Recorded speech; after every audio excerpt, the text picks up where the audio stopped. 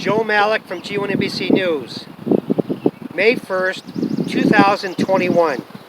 Reporting on a heinous murder that happened in Livingston County on May 1st, 2008. Here it is going on 13 years. A lot has been on with this case. To start off with, when it happened, the Michigan State Troopers were called to investigate the case.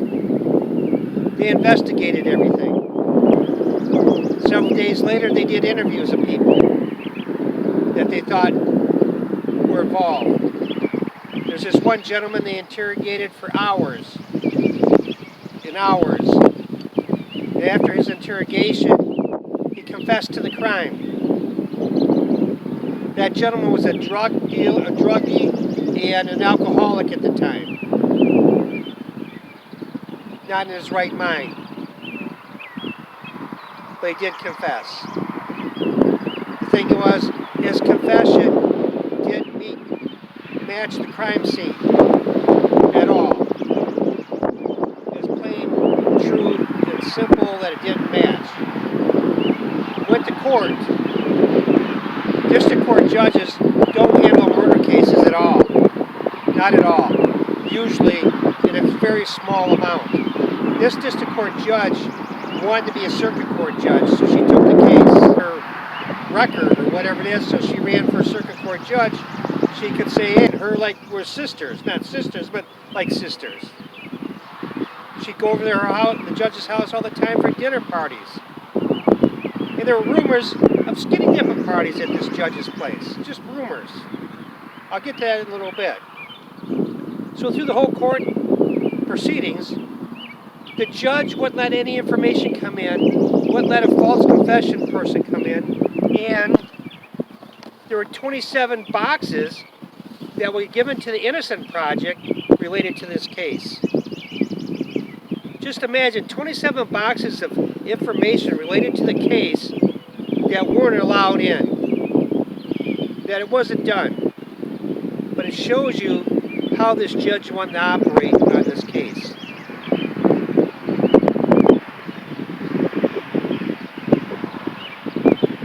The case went through, the gentleman was convicted and put into prison, just on his confession, which still didn't match the crime scene, which the judge didn't let all that information come into the court systems. Now here's years later, the judge actually ended up going to jail herself for things that she did while she was on the bench. That prosecutor isn't a prosecutor anymore because the things she did as a prosecutor. But now, that gentleman's still been sitting in jail. He is getting a new trial with a new judge and a new prosecutor. Hopefully the Lady Justice will be blind and let all the information come into the court systems. Put that confession aside, because it still didn't match the crime scene. Let all the evidence come into court. Let all the evidence be put out there. And it could show that this man is innocent. Innocent or guilty, he still needs a fair trial. And a fair trial is bringing all the 27 boxes plus everything else that's out there. As a reporter, I've had an opportunity to see a lot of information that wasn't involved in the courts, that need to be brought in. Because Richard and Brenda Kowalski need closure on who really did the murder.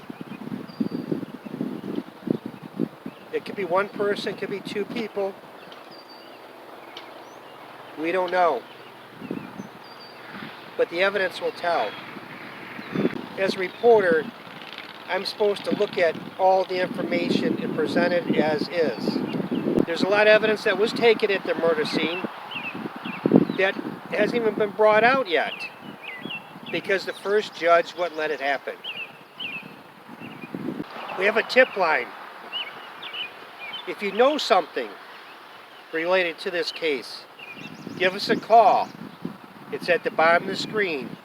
Call us. It will be anonymous. The man sitting in jail, from all the evidence that we have, and all the information that we have received and looked at, shows that there could be a different perpetrator to this murder. So find out yourself. Do the research on the Kowalski case in Livingston County, Michigan. It's going on 13 years now. This man's been sitting in jail. Let's get him a fair trial. And if the fair trial comes through and he's released, let's find out who really the killers are. Joe Malik, G1ABC News.